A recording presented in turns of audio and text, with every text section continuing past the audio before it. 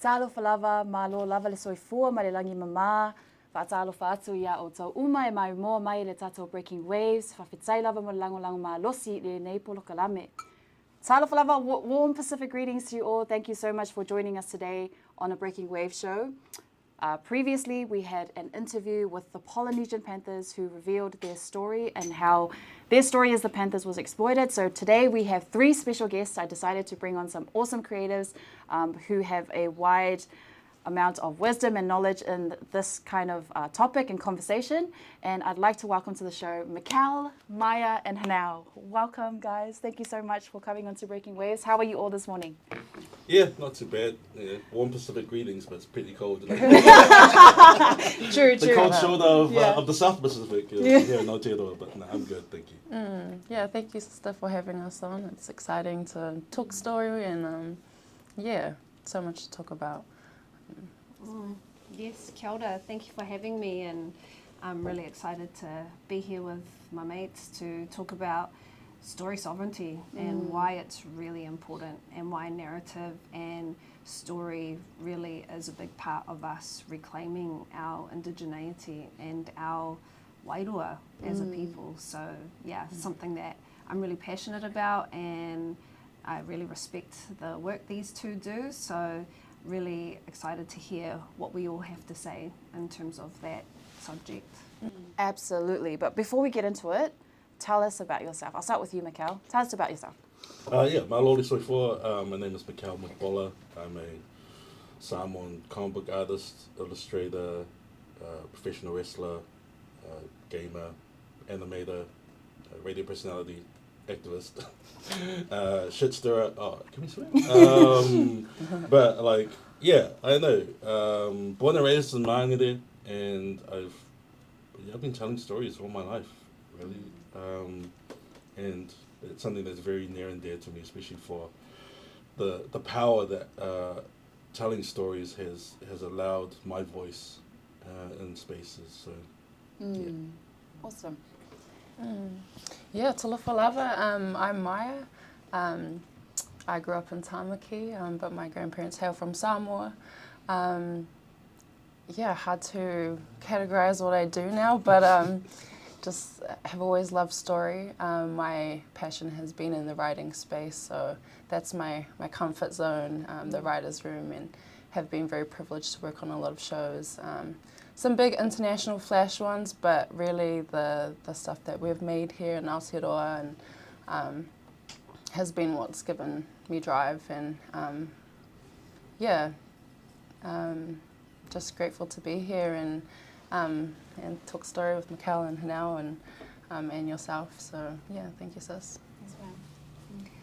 Yeah, kia ora koutou, ko Hanelle Te Hui Perarangi Māori Harris tōku ingoa. I'm a storyteller, a healer, and a mama. I descend from many different hapu. Grew up in my Ngāpuhi side, but also whakapapa to Tūwharetoa ki Kawero, Te Aitanga, Hawiti, Ngāti Pikiao, and on my dad's side I'm a proud descendant of Lebanon, and so I'd really like to acknowledge all of the colonised lands, especially those that are facing genocide at this time. And so yeah, today I think of my people in Lebanon, our people in Palestine, Congo, Sudan, Yemen, Syria. So yeah, we carry all of our ancestors with us, and yeah, I think it's really important to acknowledge the work being done in those countries to get their story out. You know, it's very hard for them to connect with us on the other side of the world, and so, you know, we're learning how powerful our voices are as storytellers, in order to get our messages out as Indigenous peoples living in colonised lands out to the world. Yeah, Absolutely. I'll start with you and Maiya on this question. What does story sovereignty mean to you personally? I just think of the person who coined that term and brought it into this realm, and that's Barry Barclay, and he defines it as by us, for us, of us, and those definitions, obviously it's stories about us that we make for our people, but it's also how we've made those stories. And I think in this realm in this industry, there's so many parts, there's so many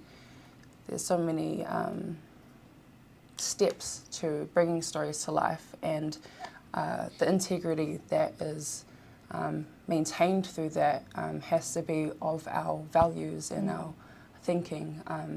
And so, it's essentially like we have the control, the final say on how we're represented and the ways in which we are representing ourselves.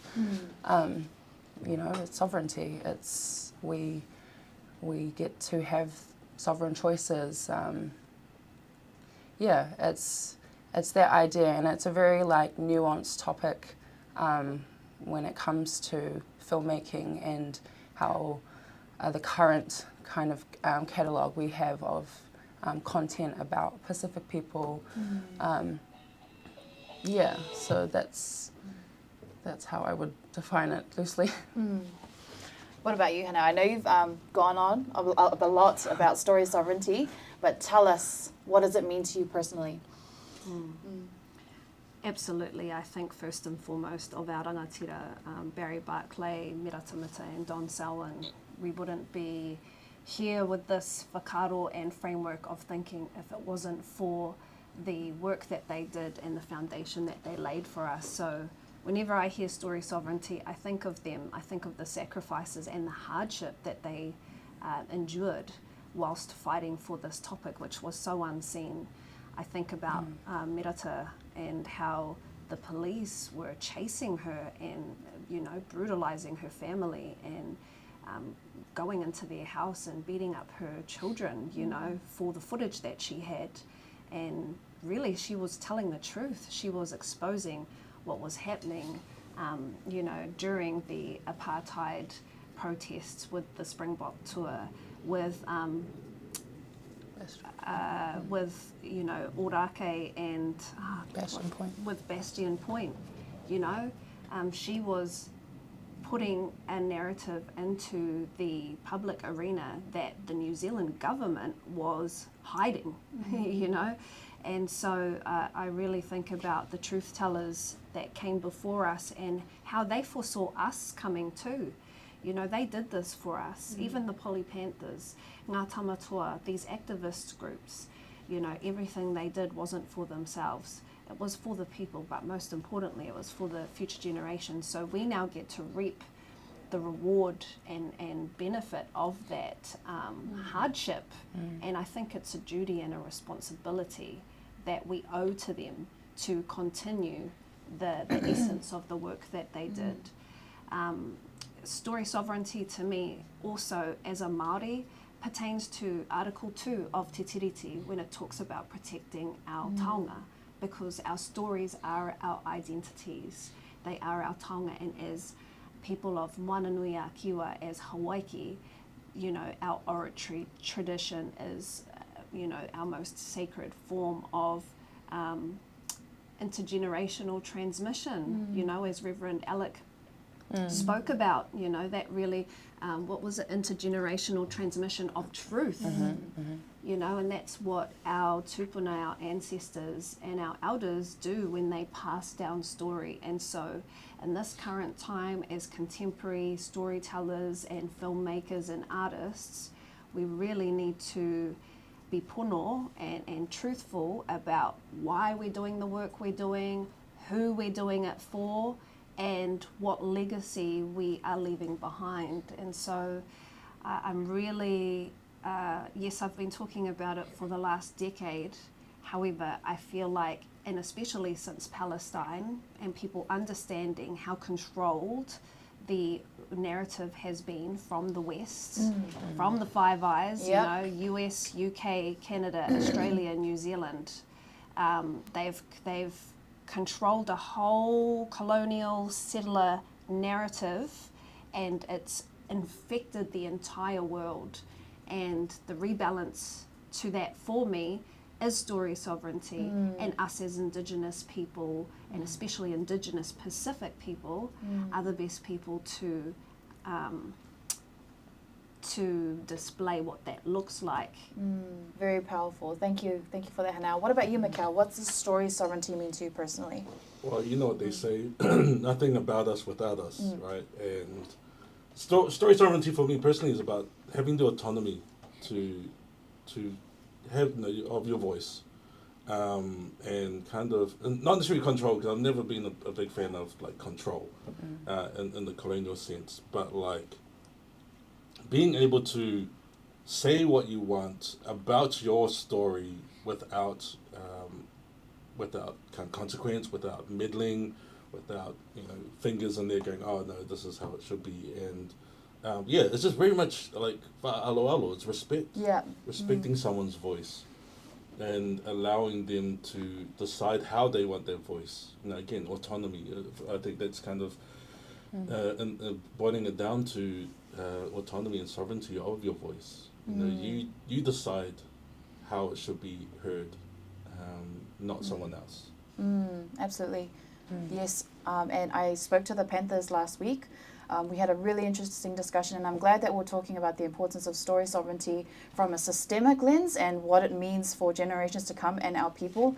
And I think the Panthers are very brave for coming out about the exploitation of their story by these people in the film industry. And I feel like it's a pathway moving forward for us on how to keep our stories safe and sacred. Thoughts on what happened to the Panthers with the production? I'm tangential to the film industry, so I don't know the inner workings of the film industry per se. Sure. But I know when the Panthers dropped, we were some of the most vocal, openly vocal. And you guys were getting crucified for it. Opponents of it, because we could identify how there was no story sovereignty for the Panthers, the Polynesian Panthers, not the Panthers TV show, the Polynesian Panthers. Gotta make sure I make that clarification. And so for me, I'm glad that they've been able to voice their concerns around it now. And I think it was because they were also kind of trying to respect those who worked on the show. It has been 2-3 years since, and now they get to. I think there's enough time for them, and that's their choice. That's their choice, their autonomous choice to share their story now. And so I'm glad it's come to light now. But yeah, it just proves again the whole idea of story sovereignty. Like, if you're gonna make something, if you're gonna use our voice for a story, you should be listening to it. And it sounds like the Panthers production crew and everyone else, or like those in charge, the showrunners, didn't, and instead decided to kind of take their voice and and sing their own song. That's literally how they explained it. No recommendations were taken on board, and I found that extremely disrespectful. Exactly. Extremely disrespectful. What about you, Hanelle? What are your thoughts on the Panthers' experience with the exploitation? How long have we got? We can go on for 2 hours. We got this. I mean, look, I've already put out a video about this on social media, so I'll try and, I guess, summarize my experience, because I would say that my experience to that project was parallel. Like, my first reaction to it is disgust. I feel so aroha for Tingi, Alec, Milani. Like, I just talked about our elders and the sacrifice they made. Tingi went to jail for what he did, what he stood up for. These were people's lives. This is what they experienced, and I understand that Will worked on the project very closely, and it was his story, and his daughter also was working in the production team. She's in the film industry, so I understand to a degree that it is their family story. However, does the story of should the story of one person represent the whole collective? Especially because, I mean, the title of the movie is The Panthers. Exactly. It should have been called Will's Story or something, Will I Am, I don't know. But look, I'll talk about it from my lived experience, because obviously I had people within that production come to me with their concerns very early in the piece, prior to production funding being secured. And I can't speak to them, but what I can say is that my support of a particular wahine meant that I took a stand very early on, and it caused a lot of beef and rivalry between myself and other people in the film and television industry, other Pacific brown people. And, you know, we're all like a degree of separation to one another, so it very quickly became an us and them situation. Maiya and I wrote a series called Sis, which Michel did artwork for, and what happened between Panthers and Sis was that, you know, first and foremost, two of those, or the two brown producers of that team, I directly trained. I gave them a big step up in their career in terms of getting into the scripted world. There is no way Halai Whenua would be in the position he is had he not been given the opportunities through Baby Mamas Club. So for me to be then disrespected very quickly by someone that I had helped, to then go and poach my entire team from Sis, you know, people that they knew we were working with, that were very integral to the aesthetic and the essence of Sis, to poach you know, that creative team, to then approach our lead actors and get them involved with auditioning when they already knew my stance. It just felt very petty. It felt very, why don't we use this project to come at Hanelle? Basically, is not only what it felt like, but is what others could see happening.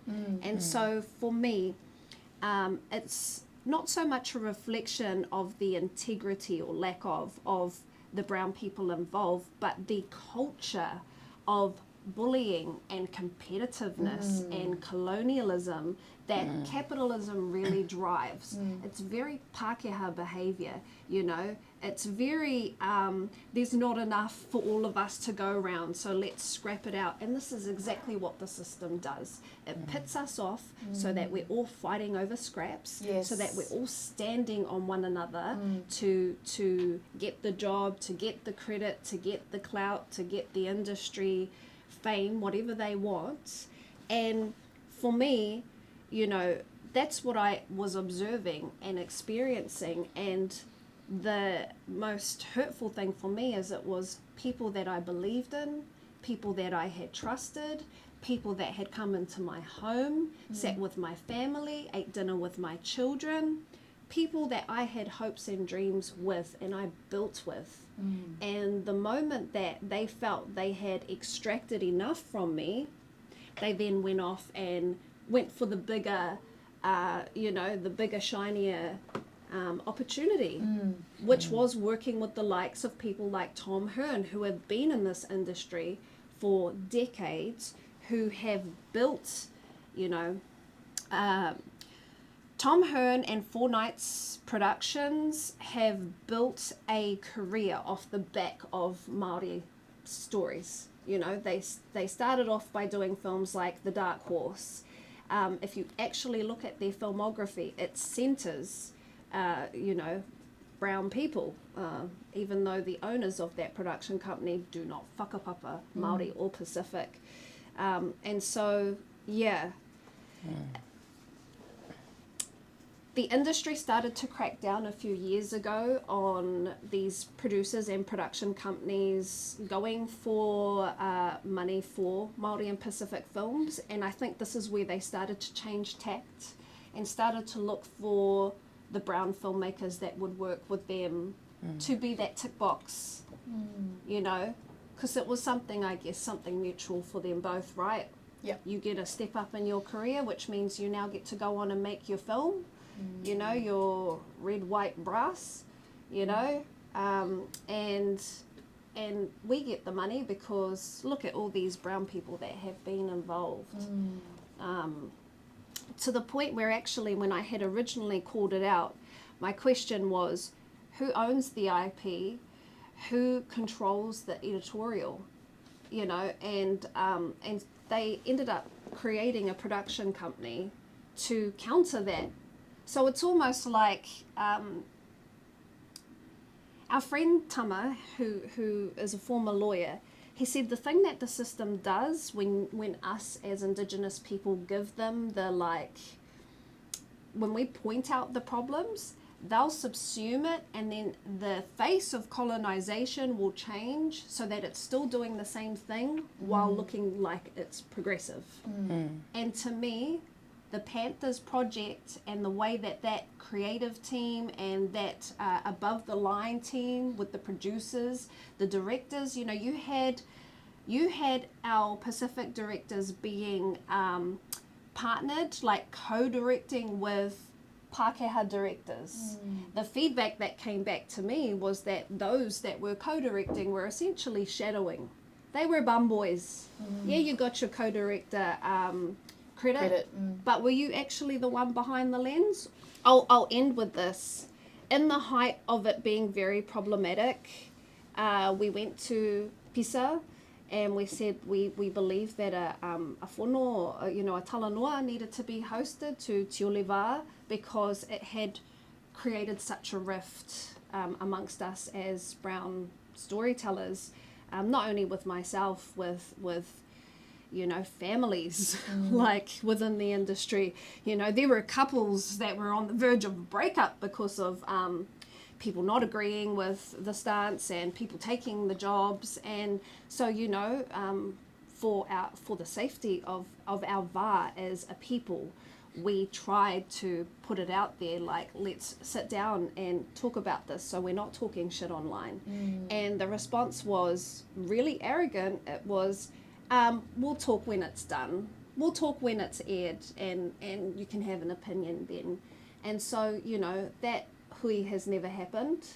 And they owe the Panthers an apology. They're now burdened with having to explain themselves and having to protect their legacy, you know. And I mean, when they said, like, that was all that work undone, heartbreaking. And I don't think these filmmakers understand the gravity of it. I think the statement they put out was pathetic and just a slap in the face. Yeah, basically just said we did our best. That was pretty much it. Your best is on the floor at this point, you know. It's hey, nofo I lalo. Nofo I lalo. Ngā la. You know, they need to sit under a mat. That's what they need to do, or something. But yeah, I truly believe that there still has to be that remedy of the wā for our elders. 100%. Like, I just can't believe. It's almost like they're heartless how they've treated the Panthers without an apology, or I don't know if they've gotten around a table to talk with them to come up with some solutions, but it's just heartbreaking to see what they've had to endure through all of this. Maiya, what about you? What were your thoughts on the Panthers series? Well, to be honest, I actually never watched it, but I knew this discourse was happening as we were making Sis. But just watching them in the interview with you, you know, they've had to be brave their whole life, and to now have to come out and speak about this, you know, it's such a sad case of when we don't have story sovereignty. Yeah. And it really sucks that they had to pay that price, but they've given us this gift of what happens if, you know, your story is represented wrong, essentially. And how, you know, us as creatives, as filmmakers, can be accountable to that, because, you know, as these guys have been saying, like, they were opposing it at the time, and there's a lot of, you know, doubt and dismissal of that criticism, and now here we're on the other side, and they're really unhappy with how their story was portrayed, and now they actually have to do more work to you know, rebalance that. You know, like, yeah, I don't understand that mentality, but obviously that has come from a Pākehā creative, and that's controlled by them, so that we can see that even, you know, the brown people who were attached to that project, they didn't have enough say to obviously, you know, maybe keep to their values and be like, no, we should probably listen to them a bit more. So yeah, it's really sad that it's their story that has been has revealed all of these issues in the industry, because they have been going on for a very long time, and it hasn't just been their story, it's just that now they've been given platform and to actually speak to it, and we're seeing the people who are represented in these stories actually get to recorrect. And so yeah, this is a cool opportunity for us to actually, address what this culture in the industry is, what's been normalized, and how we can hold our peers to account. Because we're not all, we don't all have the same intentions just because we want to make stuff about our people. Yes, yeah, absolutely. And I would say from our perspective as writers on CIS, we had to recast our lead actor because of this, We had to recast Gabby, which caused a huge rewrite for us in the script. And so we, being a much lower funded production, we're putting in a lot of hours to re-storyline, so it had detrimental effects on us as writers, as creatives, and as producers. And even speaking about CIS, that process, even though we're the writers, we involved all our cast and crew in that process, so that their feedback was really important to us, and sketches that people were not comfortable with were challenged, were taken out, to respect that, okay, this is a collective effort, and even though we're making up total fictional characters, we still respect the way that we all want to be represented, what we want to talk about. And so even on that level, we're considering the people, so we're not even writing about real people, and so to disregard what the real people are saying is crazy to us. Yeah, truly. I mean, I think there's value in you bringing up the writing process of CIS, because when you ask what does an Indigenous process look like, we've been doing that mahi. And so for us with CIS, the very first seed for us was a talanoa with the community. So we invited 20 to 30 rangatahi and young people to come and talanoa with us. All the writers, directors, producers, and lead actors were there, along with the network commissioners. It was at 312 Hub. And we had our cultural safety kaitiaki. We had two of them, Awahine and Atane. We broke the group up into two. It was a whole day thing, and we sat and talanoa'd in two different circles around the issues and themes that our people would want to see represented in our show. And this was on a Sunday, I think, and then we followed it with a big gongai, and then the next day, us as the writers started our writing room. So our foundation was our community, and the actors were invited to come into that room and actually be part of that. I think Bubba was actually paid to come in and do some storylining. All of our actors were. Oh, they were all paid to come in and do it, but she was actually part of the writing table. And actually the actors didn't even show up when we were storylining, because the stuff with the Panthers was happening. So, they were withdrawing their participation, which made it difficult, because it's we're asking for your consent and you're not even showing up. This is a paid work day and you won't even show up for that.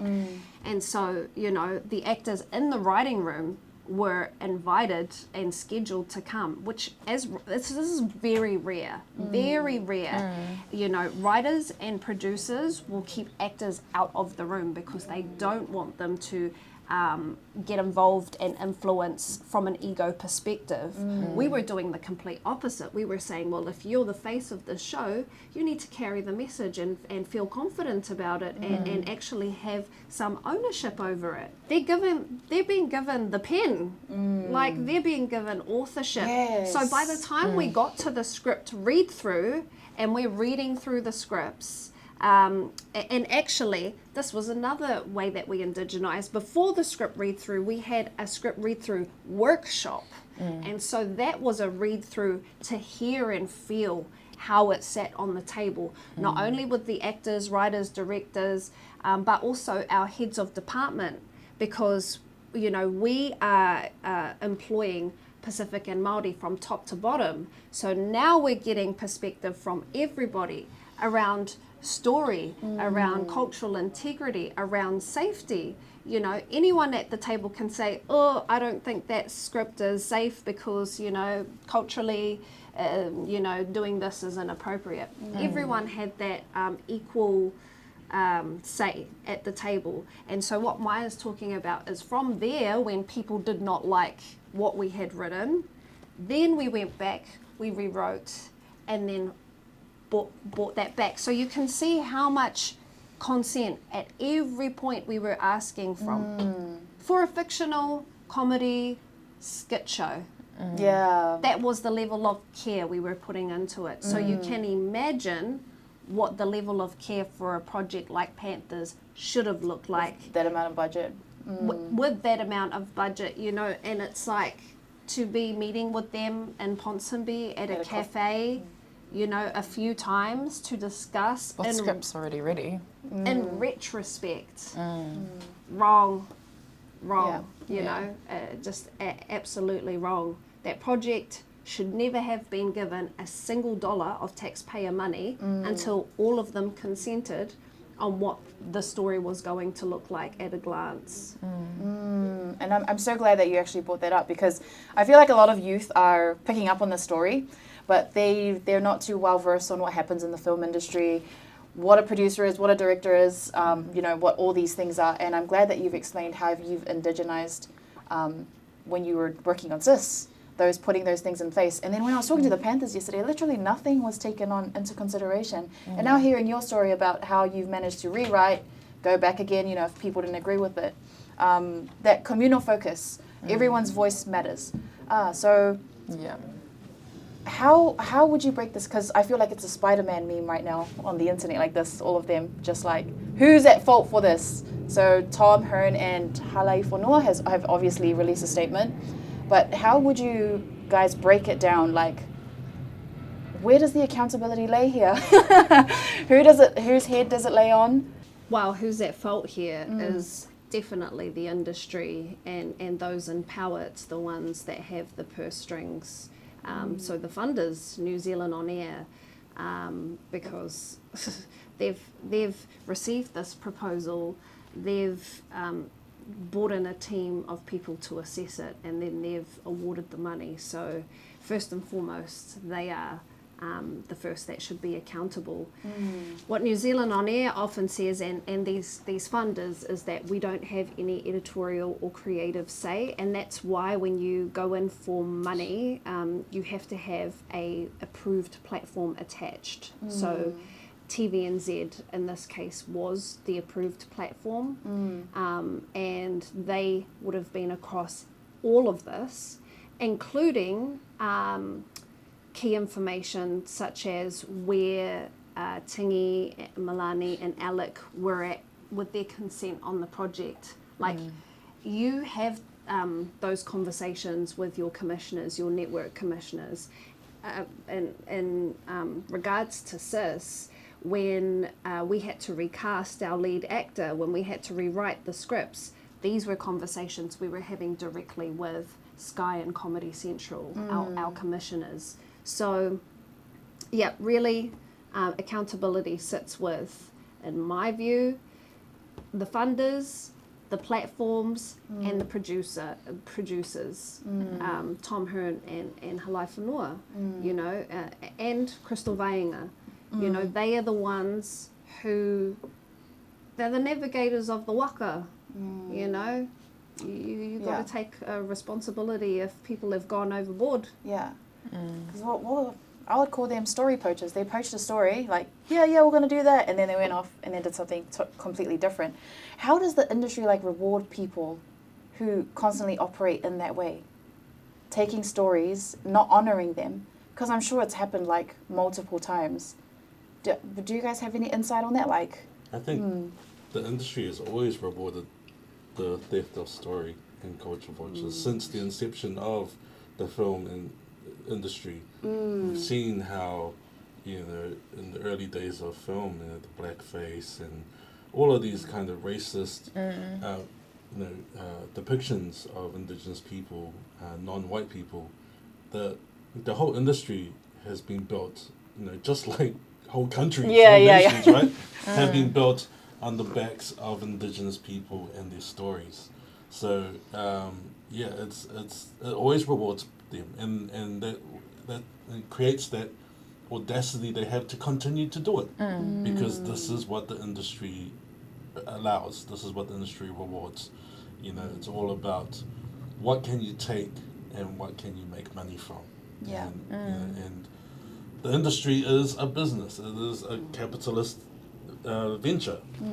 And so if you're operating an industry around how much money you can get from the stories you tell, there's no ethics required. So it's like, how do we re-indigenize that industry?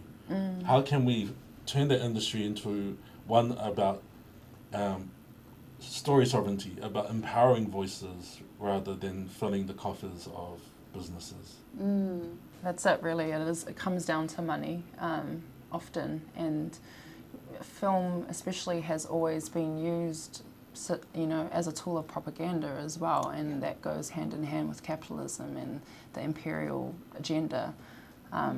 You know, you just mentioning, like, you know, the conception of film, I always think of The Birth of a Nation, and that's, you know, they use blackface in there. It's a terrible story of white supremacy propaganda, and in that film they actually represent the KKK, which actually had been, I think they say, was kind of dying out at that time, but their representation and depiction of them and their whole costume was actually a new idea, and it gave that supremacist group the iconography that they now use.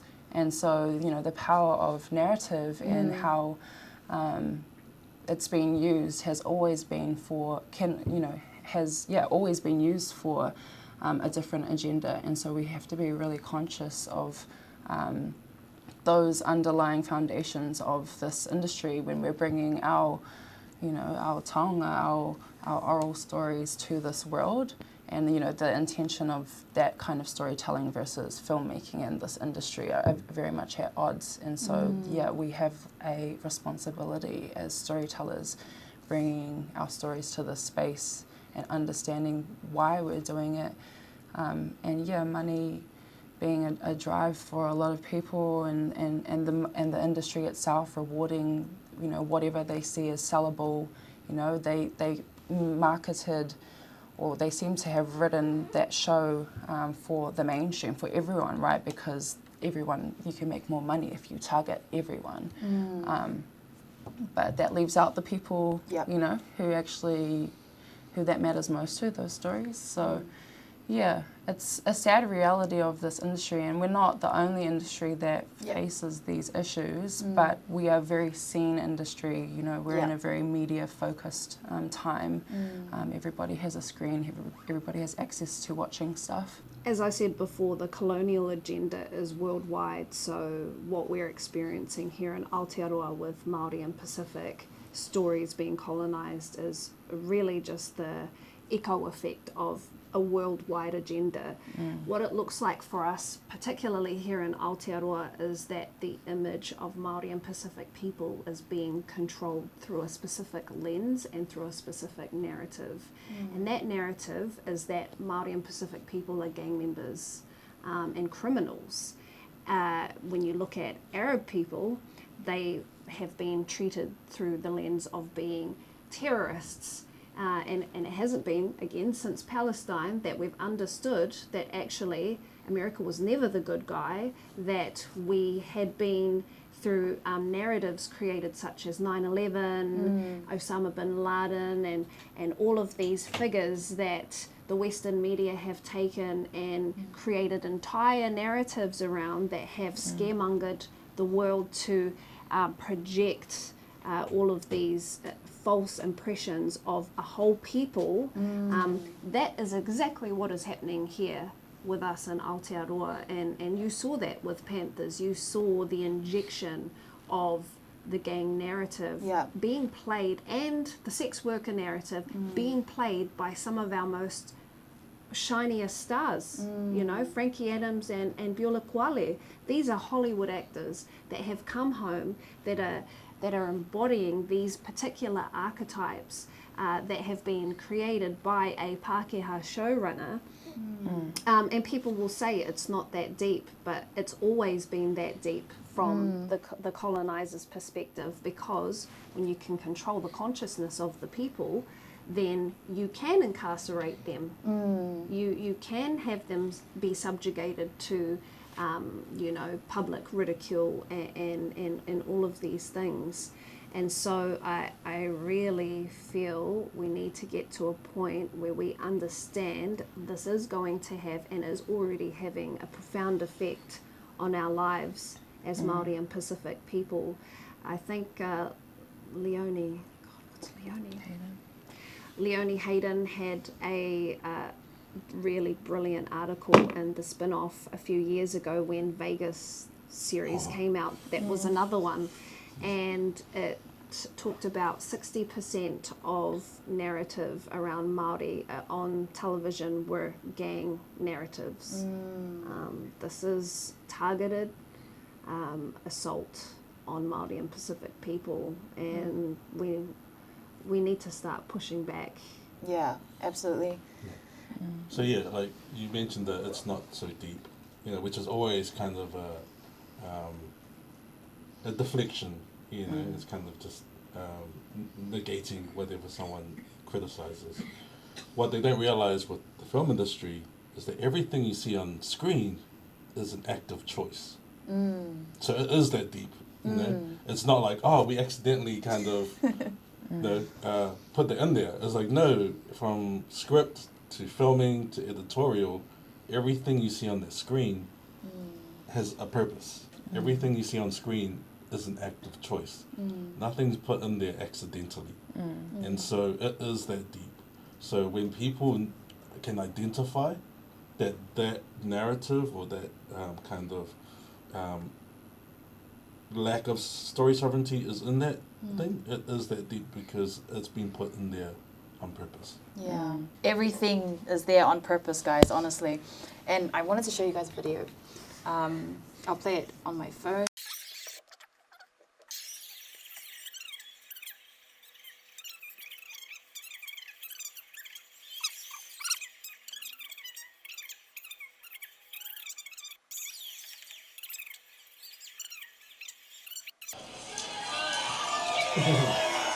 So they won an award for the Panthers. Best drama. Best drama behind the scenes too. Yeah. Oh my gosh. Yeah. It's, Oh man, that's so embarrassing. Yeah. I mean, just hearing that after speaking with the Panthers last week is so heartbreaking. Have they seen this? No, I haven't. my Yeah, gosh, I should. No. Yeah. Don't put them through that. Yeah, we don't They need to need put to, them yeah. through that, to be honest. But yeah, when I saw it, no mention of them by name, their families, and anything like that. And they're holding a massive Samoan flag at the back. So disrespectful to be standing in front of it and swearing your ass off like that. And then further to say, oh, well, it happened a long time ago, but now I'm here. It's not going to happen anymore. Let's go. Well, it's crazy. It's interesting from what they omitted from that speech, right, where they didn't acknowledge the work of the real Polynesian Panthers that fueled this story, right, and the constant thanking of Uncle Tom, like I was like, bro, you know, they changed the game because where's your season 2 then? Well, it got shut down because the Panthers, they got funded for development of season 2. They already had the funding. They already had it. Yeah, so it's like they changed the game and it's like, the game's still the same. Yeah. You didn't change the game, you played Exactly. it. You know, and it's just I felt so embarrassed like listening to that because it was all about them. Like they were putting all of the the praise onto themselves. Yeah. So The reason I bring this up, I'm seriously not trying to be petty, but this is an important part of the conversation because these are what you would call the Polynesians. I didn't say it. I didn't say it. Michel said it. I've had enough time being dragged on the internet. But these people are part of the problem. They're the enablers. They're the people who are sifting our stories through to these menaces, as she said. And it's important to address this because I am sure, like, that conversation always comes up, you know, I had to do it. I was doing it for my kids, for my family. It was a good opportunity to get a credit so I can advance my career. Actually, it was funny. Yeah, he's a menace in our society. It's like, no, he's a menace in our communities. Yes. Did you ever see the Samoa Observer interview with Tom when he was visiting in Samoa? Yeah. Where he literally says that he feels more Samoan. Oh, yeah. Like I think his brother or something has a Samoan partner and Samoan child and stuff. And he goes, yeah, I feel like I'm Samoan. I was my like, gosh. okay, bro. It's like, we have Yeah. enough problems with actual Samoans in this country. We don't need you trying to act like us too. And also, amongst all of that, the people on that stage are highly worshipped online. Like, people look up to them, our youth look up to, I want to be like this person, I want to be like, so seeing this as after, you know, the Panthers Express is really heartbreaking for me. Yeah, I mean, what's heartbreaking for me is that those people on stage are all so talented, so capable, so gifted, so highly anointed by their ancestors. That's why they can do the work they do. But they're not putting all of those gifts into the right space. And like, from an outside perspective, like outside of the Pacific Island community, I think that Samoans and Pacific Islanders have very different relationship to Pākehā people than Māori. And I think that's what I was feeling through, you know, a lot of that gratitude towards Tom, and, you know, there's a kind of like a sense of worship in a way, and to me that's reflective of the culture in which Pākehā people are viewed by Pacific Islanders, you know, as opposed to Māori. I think we can be a bit more discerning and critical around Pākehā, but the thing that strikes me the most is that she's drunk in that video. Well, I'm assuming she's crying, twerking, and all sorts of things in that video. And again, that's the culture of the industry. Alcohol goes hand in hand with these spaces. And, you know, it's probably a whole nother podcast, but alcohol does a lot to you spiritually. And when you're bringing it into creative spaces, and they utilize it as a networking tool, you know, it's where you get the business done before you get the business done. You know, you go to these spaces and you drink with these network execs and these funding people, and you have these, you know, really messy conversations. This is where some of the sexual abuse can take place. Right. This is where, you know, a lot of really seedy behavior, Me Too behavior can take place. And then, you know, it's like you go in your normal work day and you submit your proposal, and it's like, oh yeah, we got the funding because we've been out drinking with these people and having these kind of conversations. And I've definitely over the last 2 years felt like alcohol within our industry, like, where is the professionalism? You know, people want to talk about professionalism and XYZ. There's nothing professional about having alcohol in a work setting, but it's so normalized. And so for me, it's like, yeah, I forgive her because I know we've done a lot of really stupid and said a lot of stupid things when we're drunk, but like, to me, that was just the whole vibe I was getting. And yeah, it obviously emboldened some of the egocentric wānanga, and what did I think about Noah? No, yeah, I mean, look, Noah's a great guy. They're great people. They are all great people. They are just, you know, I think I said it on our podcast, my tupuna Hamiora Pio, he said, when the Catholic Church asked him to go back, your ancestors' money and mine is rangi and papa, you know. And for me, that's the two schools of thought. It's you're either money driven or you're spiritually driven, and that's about as black and white as it gets. So ka aroha didn't age well, and It really didn't age well. probably further supports the fact that they need to apologize. Yeah. What do you wish non-Indigenous storytellers understood about the misuse of our stories? I always kind of see story sovereignties for everyone. You know, definitely focused on Indigenous stories sovereignty because, you know, we've had the colonizers narrative forever. But like, I think for me, for non-Indigenous people to understand what story sovereignty is, it's just understanding that you are able to decide how your voice is seen or heard. Being able to not be misrepresented, not have your voice and your story misrepresented. That's basic decency, and that's basic respect. Yes. Of like, if you're going to tell someone's story, you should respect them enough to know that you should not misrepresent them in the story you're telling. So I think that's like a very general kind of for everyone to understand. You don't want your voice and your in the words in your life to be misconstrued and misrepresented as something that it's not. No one wants that. Yeah, I'm glad you say that story sovereignty is for everyone, because it is actually. Like, we all have stories, you know, we all come from our peoples, we all have our own history.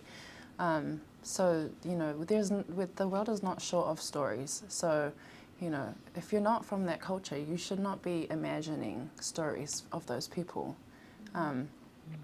There's so many layers to it, but, you know, just even spiritually, like, you don't know what you're messing with. And that's been the case with a lot of Pacific stories, all these corporations that are interested in them, that are touching them. But, you know, if, like, nothing about us without us, like, that has been kind of weaponized now, because it's the subsume that Hanelle's talking about, because now, okay, that's why they're bringing in some of us. So it's like, no, we're not telling it without you, we've got some of you. And those are the Polynesians you're talking about, who are enabling and upholding the system. And, you know, the more spaces you're in, you realize, like, they really need us to be able to tell our own story. So why are we giving it to them?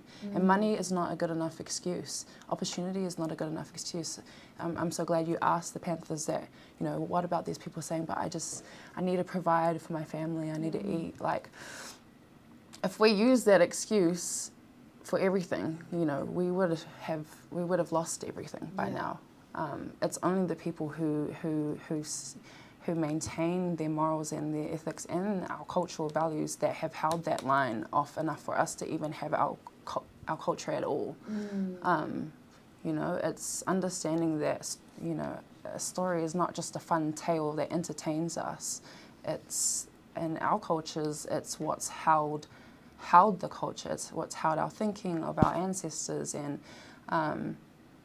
what's happened. You know, there's so many layers to all of our stories that are just, I don't know, it goes over a lot of people's heads who are the ones who are trying to drive it. And I know that's why, you know, the Panthers were saying, you know, it's not just entertainment. You know, entertainment and storytelling and filmmaking are not the same thing.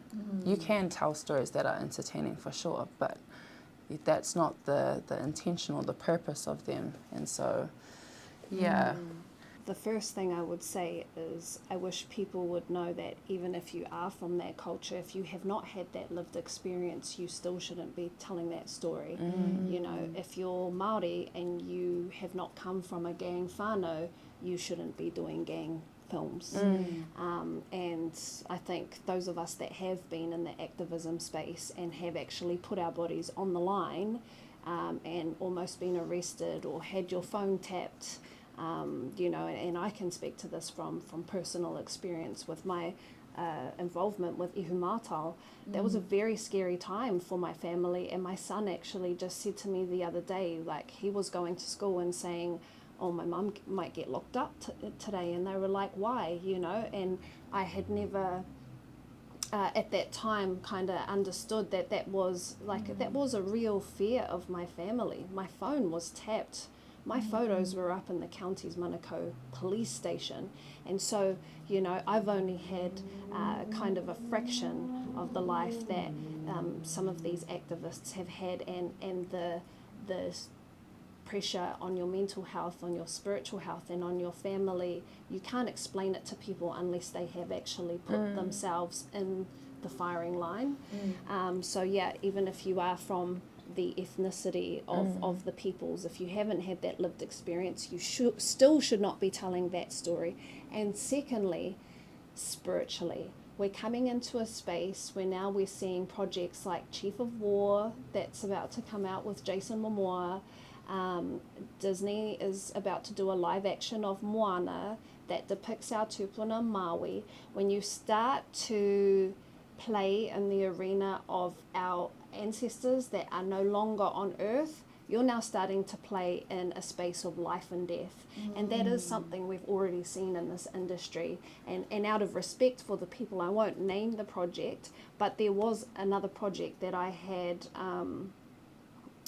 come out about around the same time as Panthers. It was a high budget New Zealand film about a very iconic queer who is no longer with us, and there were people that had strokes on that production.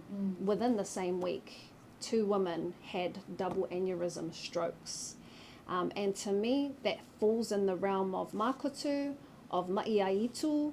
And so what I really want our people to know and hear and understand clearly is when you start meddling with the stories of our ancestors and our gods, you're now putting yourself and your family, your children, in physical harm. And kia tūpato, you need to be really careful. So yeah, those are my 2. No, that's really important, Susan. There's so much investment going now into Pacific stories, Lilo and Stitch 1 and 2, and I wanted to go through that with you guys. Let's go. Moana 2. Moana 2. Let's start with you. Well, I guess in my intro, I didn't mention that I was a story artist on Moana 2. Yeah. You both worked on it. So Yeah, I saw awesome. you got a thank you in the credits. you didn't get one? Oh, no, I was you in the did. story artist team. So Yeah. I was in the narrative team. But I didn't get any credit for my cultural work on it. But Yeah. I'm not part of the Oceanic Story Trust. But yeah, Moana 2. I enjoyed my time working on it, and I enjoyed the fact that I was in the story team because I was working on narrative, which is my wheelhouse. I wasn't just a cog in the machine of like animated. Like I was actually like decisions and stuff I was actually putting forward, suggestions were shaping the narrative. And it was really interesting because being in that kind of space, even with a couple of us in there, you know, my good friend David Derrick, Samoan director, he had been on Moana 1 as a storyboard artist and director on Moana 2 since the beginning. He was in there, but like, again, growing up in America, he was disconnected from culture, and he's on that reclamation journey. And so he knew that even in being in that space, he doesn't have enough knowledge and lived experience to kind of help shape Moana culturally as well. And so, you know, that's part of how I got the work too, through the connection. But I remember being in that space and watching one of the early cuts of the series. It was a TV series before the call to make a film, and they had Moana hopping from island to island looking for new land because the village of Motunui was growing larger, and so they were looking for new land for this prosperous island. And I remember just going, why is she looking for new land? And they're like, oh, no, you know, Motunui's growing. I was like, yeah, but that's still a very colonial mission, like expanding of empire. Yeah. And it's like, you established in the first film that Motunui had been cut off from the rest of the Moana for 1,000 years due to the curse of Te Fiti, or Te Kā. And so now that the ocean is open, her mission shouldn't be looking for new land. It should be reconnecting with her people. And then I just saw their faces go, oh, wow, yeah, that makes her mission so much more personal. And then next thing you know, like in the first teaser trailer they showed, it was like, I'm on a mission to find my people. I went, that was me. like that, Yeah. there's that understanding, that cultural understanding, that lived experience where you understand that it's greater than all of us, the village mentality. And so working on that was just really interesting, just all of these things where it's so, because of our lived experiences, it's just like, wait, you didn't think about that? Yeah, Like, true. Which is exactly what Hanelle was saying. Yeah. If you don't have the lived experience, eh? But then at the same time, Disney was a corporation. Yeah. And once I had finished up my stint with them, seeing the final product, I was severely disappointed because they stopped working with me because I was not a yes man. Yeah. So I was constantly challenging them to the point where they were like, oh yeah, no, we're not going to ask him, because they wanted people to give them permission. And I remember saying, I'll use non-swear words. I was say, I don't give a damn if you're Disney. I'm Samoan before I'm an artist. And while I'm in this position, it's up to me to uphold my culture and my language, and that comes first. And so I was never going to give them what they wanted.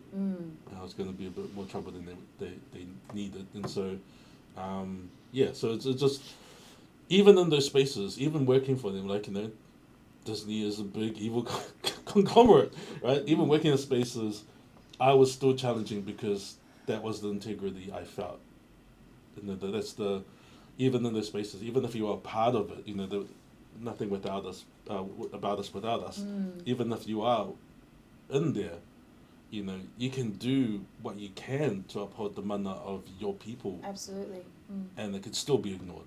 And so, but like, I know that I did what I could, and I'm good with that. I can step away from Disney and say, I did what I could to uphold the mana of our people, and they didn't listen, so that's on them. And I think people if you are going to be in those spaces, you've got to reckon with, how did you uphold your people in those spaces? And if it was ignored, then be okay with walking away. So that's kind of been my experience. I hated Moana too. Yeah. Really, absolutely hated it. But yeah. Well done. That's amazing. Maiya, you worked on it too, right? So tell us about your experience. Yeah. Well, I was pulled into it from through SIS actually. Someone on SIS put both our names through, and I said, "Why? What about Hanelle?" And they're like, "Yeah, they looked into her, but yeah, I don't know why they didn't want to go with her." And I'm like, well, obviously because they could, she never called out Disney specifically, but they would know that. Don't even try. And so they didn't. So they tried me, and of course, wow, shiny opportunity, dream project. Your dream. Yeah, I mean, I watched Moana when I was on an exchange in Hawaii, and that had a very huge impact on my life, and so many other young Pacific people. To see yourself in a Disney style animation was a huge deal. We all grew up on those films, like Gold Tattoo, So, I thought at the time that, this is exactly what I've been preparing for, to work on a project like this. And it was still the TV show when I jumped on. But we were just a group of like 4 or 5 random Pacific people from really here in Aotearoa and Hawaii. And we were, I don't know what title they gave us, cultural consultants or whatever, but they came to the table with scripts already written and season 2 and 3 already storylined.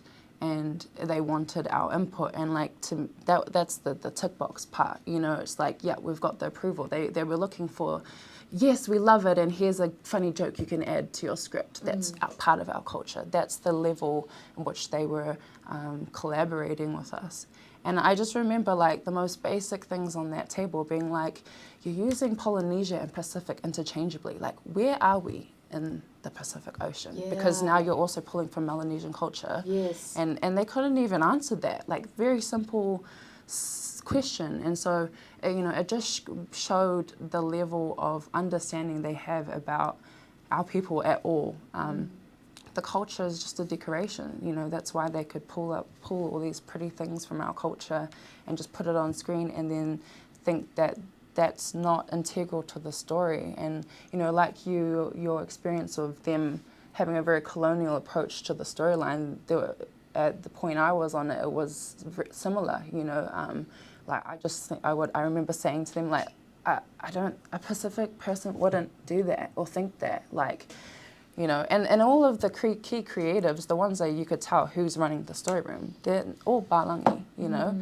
A white Australian woman wrote the scripts, the first drafts, and I remember her saying, like, I was just so honoured and proud to, like, write these scripts, and I'm like, you know, like, you're telling it to us, and, like, so, you know, it's so ignorant and so arrogant, their approach. And, you know, you think when you're in that space, you know, you're holding the line in some way for to protect our people. But I came out of that call thinking, like, oh my God, like they can't make this without us. Like, if we're not all in the room, you know, there are a few Kanaka Māori and no Māori in the room, mind you, which, like, they've probably learned. And that's the thing about Moana, is, you know, this is a story based around Maui and his stories. You know, Moana's a fictionalized character.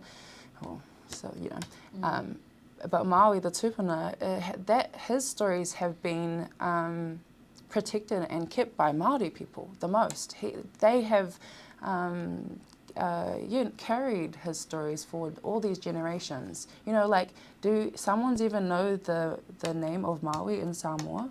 Like, you know, we have Tiki, you know, and that comes from Tiki Aotaranga, Maui Tiki Aotaranga. He was born in Samoa. Yeah, we've heard different stories of, you know, his connection to all of our islands, but the erasure of what Māori have done to, you know, that's why it really annoyed me when, like, obviously the two Pacific leads of the Moana were Samoan. And, you know, they're talking about the Samoan ceremony they've put in Moana too. And then everyone's saying, like, confirmed, Moana's Samoan. And it's like, no, you know, again, Samoans censoring themselves in the Pacific. But, like, on top of that, just erasing who were the culture story holders of that. You know, we know that Taika was actually the one who even put that story on the table for Disney in the first place. And it was about Maui, I think. And then, you know, they've not gotten along with what his vision was, and so he was taken off, and then they've gone with Moana and that whole story. But the project has pulled from so many different Pacific peoples and individuals to feed their conglomerate. I mean, they've made billions and billions of dollars off that movie. None of it goes towards the communities that they mined the stories from, right? You know? No. And that's stuff that, you know, I have to reckon with. You know, like essentially my complicity in playing a part in that.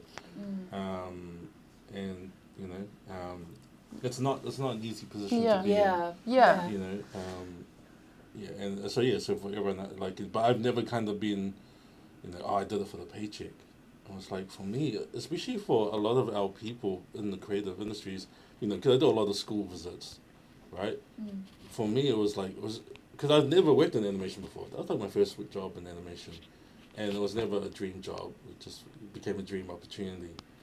And so for me, like, in kind of having that on my CV, I can charge more now, which is good for my services. But also, the kids can see what is possible, like, of in terms of, like, hey, this is a Samoan guy from South Auckland, like, who's been able to make his own way and work for some of the biggest, you know. But that is about showing what success can look like as a brown person. But I've also been very openly critical about the pitfalls of that success, like, you know, and who you work for and what that means, you know. So it's something that I always have to kind of. Yeah, but I'm glad you're speaking about it, because it's not an easy thing to navigate. Oh, the fact that, like, it's a spiritual thing as well. I could have easily kept quiet. About my criticisms. I mean, the NDA they make you sign is like 20 pages long. Like, already us talking about it is an issue, you know. Yeah. But and, like, I hear you, bro, because, like, I actually it was really only a 1-day consultation for me, so you know, but even that I have like felt like, oh, you know, yeah, how have I been complicit in this? And then seeing, you know, the aftermath of that time that I worked on it, you know, Disney's directly funding the genocide of Palestinian people. They were a huge antagonizer through the Hollywood strikes against writers and writers' rights. You know, so that's why they've gone in on all these films. That's why, to me, they turned it from TV show to the film, was because they needed something big, you know, some good press. Yeah. You know, a good opportunity, because, yeah. They also needed a hit because their last two feature films bombed. Yeah, you know, their reputation is on the line at this point. Right. Finally, people are realizing. So that's why they're now making 2 Polynesian live-action Disney films. They're making 1 or 2. They're working on 1 or 3. You know, what else is in the works at this point? They're using our stories to, again, distract, and Hanelle talked about this online a few years ago, but to distract everyone from what's actually happening in the world and what they support as a big American corporation that have a lot of skeletons in their closet. Well, from the rumours, they have a lot of skeletons in the tunnels underneath Disney studios. Yeah. That will be another episode.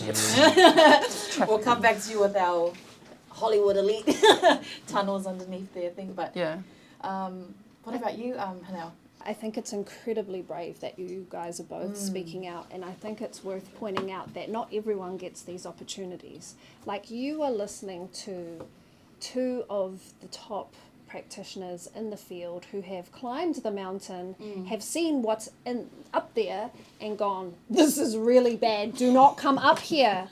And, you know, Danger. you know, right? Yeah. And it's funny because we were working with Dwayne Johnson and $7 on a TV show. They had picked up Sis and they wanted to do the American adaptation, and that was 2 years of working in that system as a showrunner myself. You know, it was our intellectual property. I should have had all the say on how it went, who I wanted on board, and I found it really difficult working with the American studios and the producers to get anything I wanted and stated. You know, it was just the complete opposite of working collectively, and everything that I had built over here in Aotearoa, it was like starting again with people that had an even lower understanding of indigeneity, which of course, look at the way they treat their Native American people. They're completely erased and silenced. So, you know, the 3 of us have worked in Hollywood. We have worked in spaces that our people dream of, you know, and we're saying, like, you guys, the best way is, well, not to speak for my friends here, but, you know, I'm saying the best way is story sovereignty. It's to make it yourself. We have all the skills. The only thing we don't have is the resources. Okay, well, let's get creative. If the governments and the studios are on an agenda, and we know they are, then we need to be finding other ways to resource our stories so that we have that sovereignty over our stories. I think as a mama, you know, of course we watched Moana because, you know, there's not much out there for our children. And, well, the 2 things I will say about that project is anti-blackness. The fact that the bad guys were the darkest characters of that film, so problematic on so many levels. We already struggle with anti-blackness within our community as Māori and Pacific people, but to see that perpetuated by a Disney film, like, I'm just constantly like, when are we going to listen to our Melanesian and Micronesian people and actually do them justice? Because we are now being complicit in their erasure and silencing. And the second thing I would say is that I had an argument with my 5-year-old son about, what's the bad guy's name? Motu Whetū? Nalo. Nalo. Motu Whetū is the island. Oh, okay. Nalo, and then Matangi was the woman.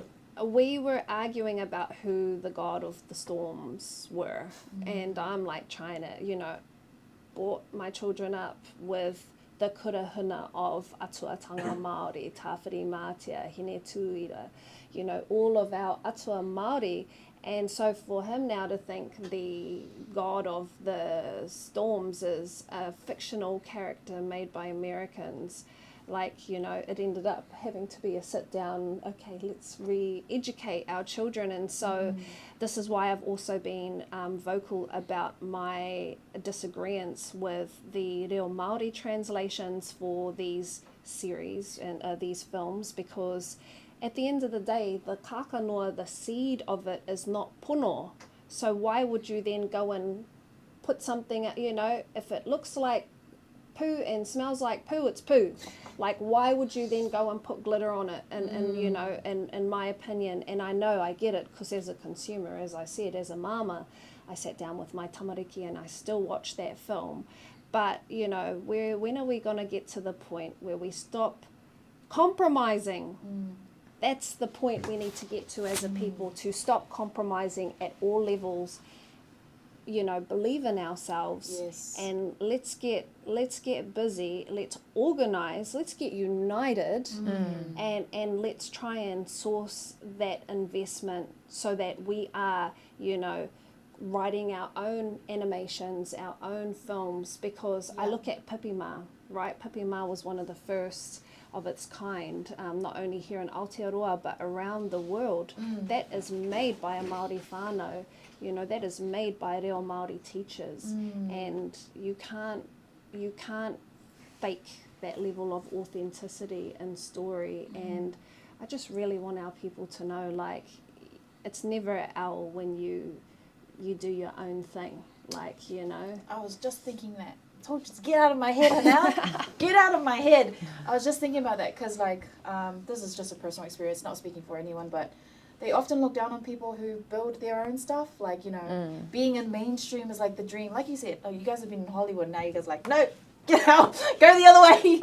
And I hope that changes. Like, we encourage people who are grassroots, who build from the ground, and we support them and not look down on them because they're not part of like TVNZ or something. A huge job, by the way, but I'm sure in the right time things will come together.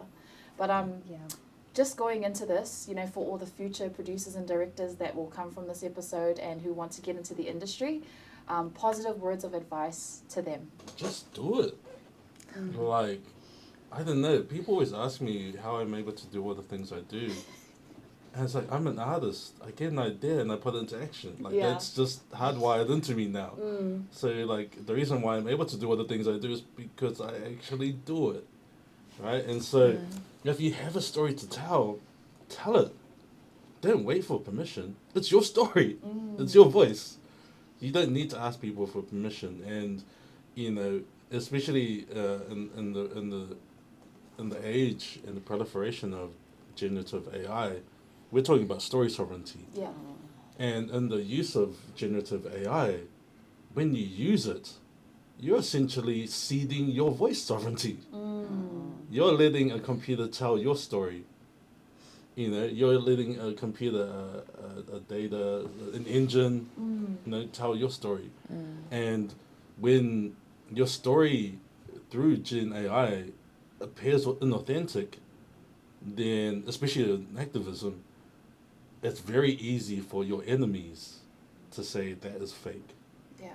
There is no longer any truth to what you say because you've given up your voice, your story sovereignty. You ceded your story sovereignty to generative AI. And so for people who are looking to tell your stories yourself.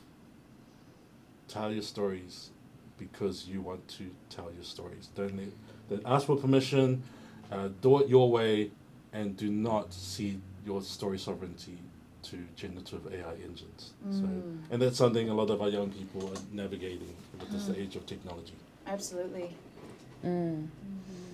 I guess understanding your intention has been really key to, you know, why you work on a project. You know, there's such an emphasis as a young person of like what you're going to do and what you're going to achieve, and we forget to ask ourselves that why we're doing that. And you know, we've talked about money being and stability and financial security, all of that being a driver, but what's like the heart's intention in telling a story? Because We're in a time where we have unlimited access to technology and accessibility to things. So, to want to, be seen is not is that of pure intention to the story you're telling, or is it really to, serve? Who are you serving? Are you serving your own family's needs, or are you serving your community? Are you serving God through what you're doing? That's, I think, really, key to this journey of, honing a craft and all of, finding your voice, all of that comes with experience and all of that. But always coming back to what your intention is through that, because it's really easy to get lost in the external image of it all, or the validation of making my parents proud. Like, is that actually a good intention? Because what might make them proud is the money thing, is being like independent. There's so many layers to that. Knowing why you need to tell that story in your heart, that you're going to feel good about that to the end. I think that will always, there's a longevity in that reason. My advice would be that you are unique. Don't look at what anyone else is doing, and don't be inspired by other people, especially aesthetically, tonally. This is something that I see in our community quite a bit, and it's taika's a great example. The taikaification of Māori and Kiwi film, and you can see that flavour of taika in some of the newer generation of storytellers, and it's like, his aesthetic and his tone came from all of his own unique quirks and personal likes, and we all have them, or whatever you loved listening to or watching as a child, or it's your own personal taste, it's your uniqueness, it's your flavor, it's your vibe, your essence. Lean into that. Don't look at what everyone else or anyone else is doing. I would stay really clear from mimicking or imitating or trying to blend other people's work in with your own, especially if they're within your community. Remember, guys, just do it. Be intentional about why you're getting into this, and You are unique. you are unique. Be yourself, be unique. Thank you guys so much for coming onto the show. Man, I think we've gone on for like an hour and 30 minutes. But it was such a good talanoa. I really enjoyed it. Yeah.